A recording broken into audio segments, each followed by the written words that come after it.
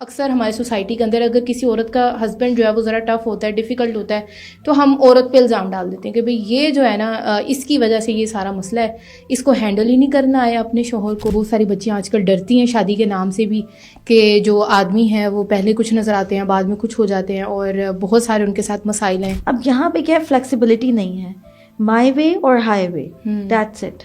अब एक दूसरे को ओनरशिप लेना तो बड़ी दूर की बात है। मर्द प्रैक्टिकल है, औरत इमोशनल है, ठीक है, ये दोनों चीज़ें हैं। तो जब हम इनको इकट्ठा कर देते हैं तो जाहिर सी बात है मुश्किलात तो आएंगी, लेकिन असल बात यह है कि हम लोग इसको किस तरह से हल करें। सवाल यहाँ पे ये पैदा होता है। एक दूसरे को ओनरशिप से पहले you have to be very flexible कि अगला मुझसे डिफरेंट ही होगा, इसको माइंड में रखें। हम लोगों का मसला असल में यह है कि हर बंदा समझता है मैं ठीक हूँ, तो शादी के अंदर भी ना बीवी यही समझ रही मैं ठीक हूँ, जो मर्द है वो समझ रहा है मैं ठीक हूँ, तो फिर हल कैसे होगा?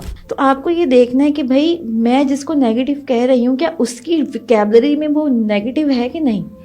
काउंसलर के आगे आपने बैठना है, तो काउंसलर से पहले आप दोनों खुद क्यों नहीं एक दफा बैठ जाते। कि जिस तरह में मूवीज में दिखाया जाता है कि जो मोहब्बत के स्टैंडर्ड है ना वो कुछ हो रही है, लेकिन रियलिटी के अंदर मोहब्बत के स्टैंडर्ड कुछ हो रहे हैं। ऐसा नहीं कि शौहर खुश होके देखेगा तो मैं खुश होंगी, सास खुश होके देखेगी तो मैं खुश होंगी। आपकी खुशी की चाबी तो अपने हाथ में हो। जब हम इंसानों के ऊपर डिपेंड कर देते हैं ना अपने आप को, सारी चीज़ें इंसान के ऊपर डाल देते हैं, तो मैं तो कहती हूँ कि इंसान जो है ना वो कभी कदर नहीं कर सकता। ठीक है, वो आपको कभी अप्रिशिएट कर भी देगा, लेकिन जो कदर अल्लाह के यहाँ है ना वो किसी इंसान के यहाँ कहीं बिल्कुल भी नहीं है।